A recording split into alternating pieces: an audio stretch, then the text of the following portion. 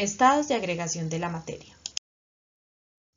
Un estado de agregación representa el movimiento, organización, interacción y el espacio que hay entre las moléculas de una sustancia. Las propiedades de los estados de agregación son explicados por la teoría cinético-molecular, que plantea que las partículas que conforman las sustancias se mueven de manera constante y aleatoria. El movimiento depende de la naturaleza de las sustancias, las fuerzas de cohesión, la presión y la temperatura.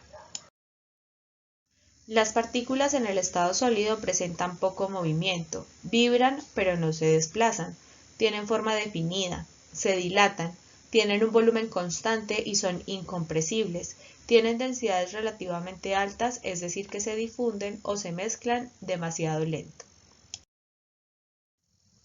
Esta es una representación gráfica del estado sólido. Existen dos clases de sólidos.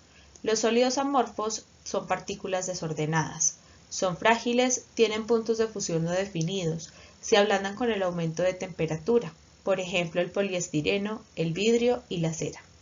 Y tenemos los sólidos cristalinos, que son partículas organizadas, forman redes cristalinas o geométricas y se clasifican de acuerdo con los enlaces y las formas de los cristales. Un ejemplo de este es el diamante.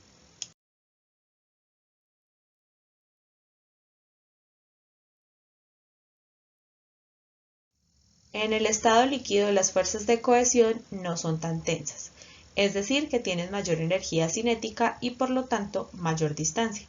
Tienen forma variable, un volumen constante y definido, no comprimibles, pueden fluir, pueden ser viscosos, tienen capilaridad y tensión superficial.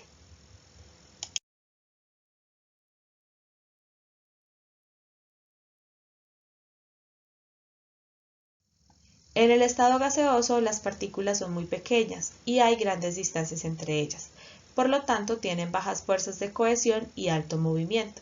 Adquieren la forma del recipiente, adquieren el volumen del recipiente, son compresibles, son muy fluidos y pueden expandirse y además pueden difundirse con gran facilidad.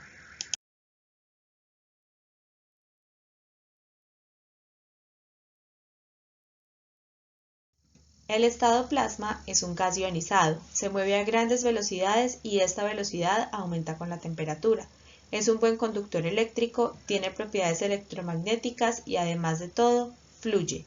Ejemplos naturales tenemos las auroras boreales, el sol, los rayos y los relámpagos, y artificiales los televisores de plasma y las lámparas de plasma.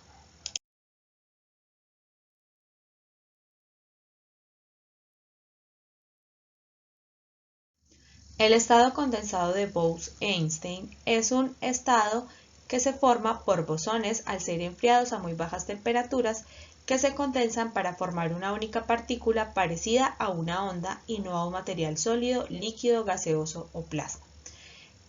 Además, también tenemos otro tipo de condensados que son los condensados fermiónicos que están formados por fermiones.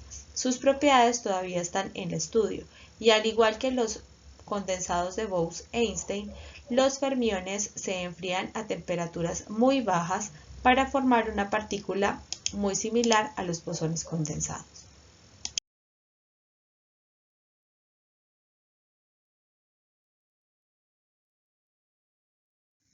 La calorimetría es la disciplina de la física encargada de medir el cambio de energía calórica en un sistema durante un proceso de enfriamiento, calentamiento, disolución o neutralización.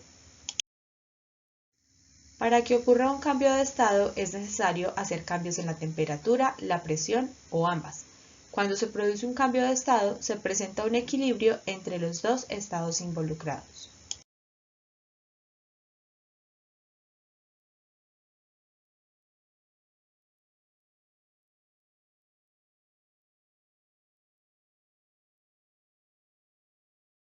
La evaporación es el paso del líquido a vapor. Ocurre al aplicar calor y es un proceso endotérmico.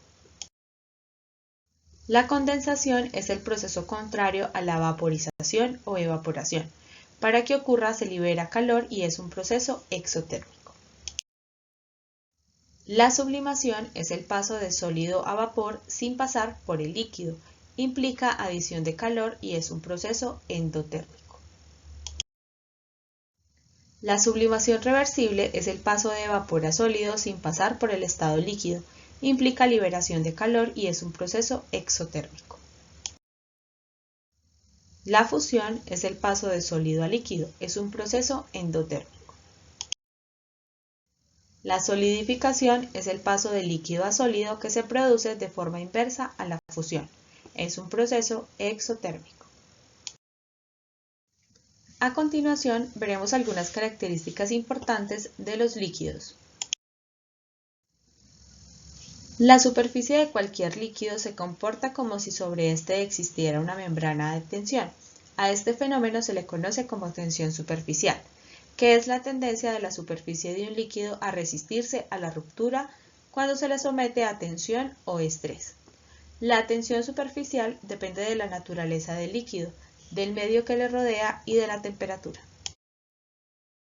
La cohesión es la atracción que tienen las moléculas por otras de su mismo tipo. Por ejemplo, las moléculas de agua tienen fuerzas cohesivas fuertes gracias a su habilidad para formar puentes de hidrógeno entre ellas. Las fuerzas cohesivas son las responsables de la tensión superficial. La adhesión es la atracción de moléculas de un tipo por moléculas de otro tipo. Para el agua puede ser bastante fuerte, especialmente cuando las otras moléculas tienen cargas positivas o negativas. Las fuerzas de adhesión son las responsables de la capilaridad del agua.